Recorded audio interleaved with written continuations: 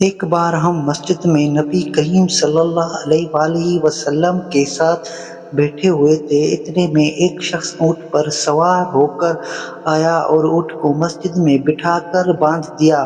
پھر پوچھنے لگا، بھائیو، تم لوگوں میں محمد صلی اللہ علیہ وآلہ وسلم کون ہے؟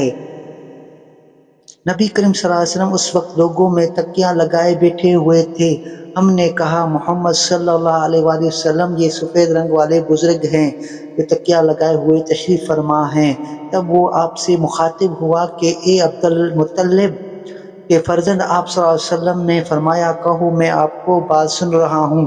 وہ بولا، میں آپ صلی اللہ علیہ وسلم سے کچھ دینی باتیں اور دریافت کرنا چاہتا ہوں اور ذرا سختی سے بھی پوچھوں گا تو آپ اپنے دل میں برا نہیں مانیں گے؟ آپ صلی اللہ علیہ وسلم نے فرمایا، نہیں، جو تمہارا دل چاہے پوچھو۔ تب اس نے کہا کہ میں آپ کو آپ کے رب اور اگلے لوگوں رب تبارک و تعالیٰ کی قسم دے کر پوچھتا ہوں، کیا آپ کو اللہ نے دنیا سب لوگوں کی طرف رسول بنا کر بھیجا ہے؟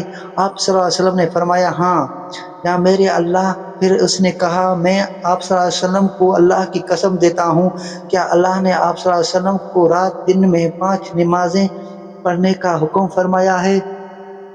آپ صلی اللہ علیہ وسلم نے فرمایا، ہاں یہ میرے اللہ۔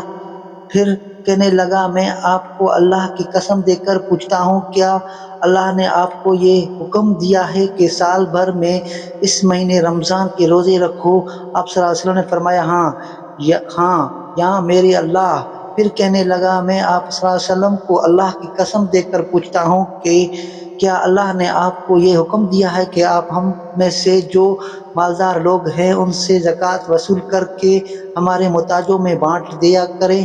نبی کریم صلی اللہ علیہ وسلم نے فرمایا، ہاں یا میرے اللہ۔ تب وہ شخص کہنے لگا، جو حکم آپ صلی اللہ علیہ وسلم اللہ کے پاس سے لائے ہیں میں ان پر ایمان لایا، اور میں اپنے قوم کے لوگوں کا جو یہاں نہیں آئے ہیں بھیجا ہوا تحقیق حال کے لیے آیا ہوں۔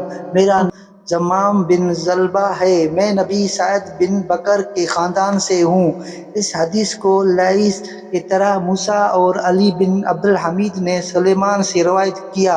انہوں نے ثابت سے، انہوں نے انس سے، انہوں نے یہاں مضمون نبی کریم صلی اللہ علیہ وسلم سے نقل کیا ہے۔